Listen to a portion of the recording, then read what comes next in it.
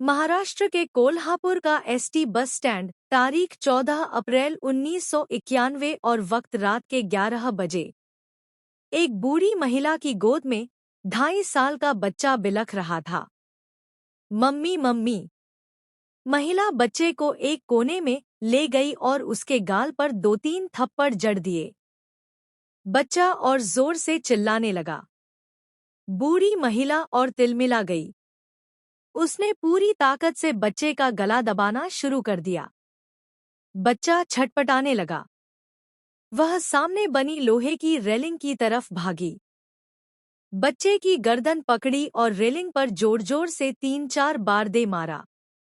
बच्चा खून से लथपथ हो गया। वह शांत पड़ गया। इस बूढ़ी महिला का नाम अंजनाबाई था। कुछ ही पल बाद 2 जवान महिलाएं रेणुका और सीमा भी अंजनाबाई के पास पहुंच गईं। उनके साथ किरण नाम का एक मर्द भी था। अंजनाबाई बोली, इसके कपड़े खून से सन गए हैं, धोने पड़ेंगे। रेणुका ने तुरंत एक बोतल उसकी तरफ बढ़ा दिया। अंजनाबाई ने कपड़े धोए। बच्चे की लाश को कपड़े में लपेटा और रेणुका से बोली, इसे ठिकाने लगा दो। तब तक मैं यहीं बैठी हूं। रेणुका के हाथ में वड़ा पाव था। अंजनाबाई ने उसके हाथ से वड़ा पाव ले लिया और खुद बैठकर खाने लगी। रेणुका, सीमा और किरण बच्चे की लाश लेकर चल पड़े। पास ही कोल्हापुर का विक्रम हाई स्कूल था। वहीं सड़क किनारे एक टूटा हुआ रिक्शा खड़ा था। तीनों ने कुछ देर इधर-उधर देखा।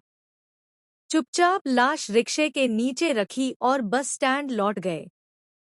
3 साल बाद 18 अक्टूबर 1994 रात के करीब 12 बज रहे थे। जगह पुणे का हडपसर। अंजनाबाई, रेणुका और सीमा साथ सो रहे थे।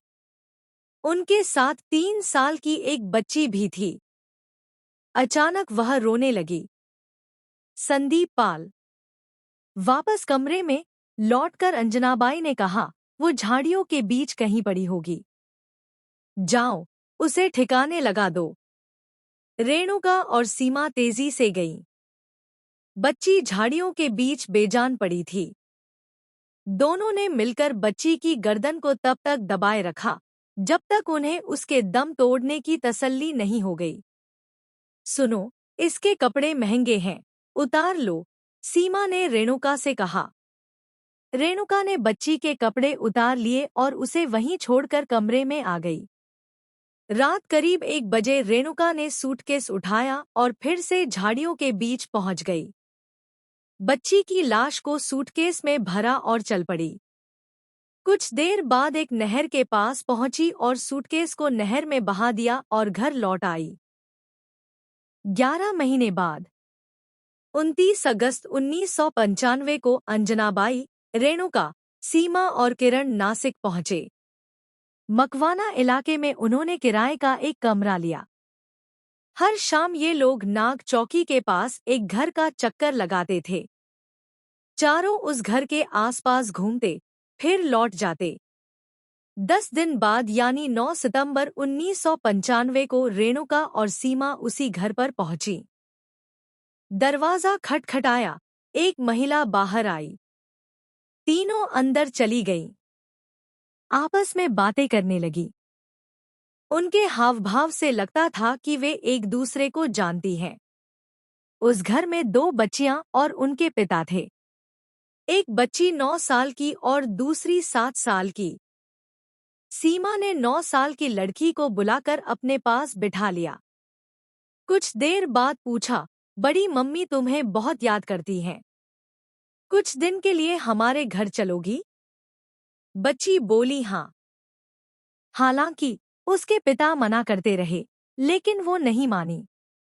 रेणुका और सीमा उस बच्ची को साथ लेकर अपने घर लौट आए।